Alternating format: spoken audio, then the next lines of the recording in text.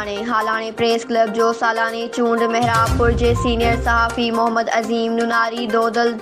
नोह पोटो कासिम शेख जी निगरानी में थी गुज़रियूं, जंहिंमें 2021-2022 लाइ सरपरस्त आला मोहम्मद इकबाल गाढ़ी, सदर सरफराज रिंद, नायब सदर बाबर जोगी, सेक्रेटरी जिब्रान इकबाल गाढ़ी, ज्वाइंट सेक्रेटरी मदद अली रिंद, ऑफिस सेक्रेटरी नादिर अली खजांची अली सजाद खे चूंडियो वियो त जॾहिं कारोबारी कमेटीअ लाइ सैयद जानी शाह खे चेयरमैन ऐं साहिल माजिद खे वाइस चेयरमैन चूंडियो। कारोबारी कमेटीअ जा मेंबर सैयद जाफ़र शाह, कश्मीर गिरमानी, सैयद सदाम शाह, हाशिम रिंद, खलील ऐवान, बाबर अली खे मुक़रर कया विया। District reporter Naushahro Feroze, Kashmir Ahmed, news Sindh express news.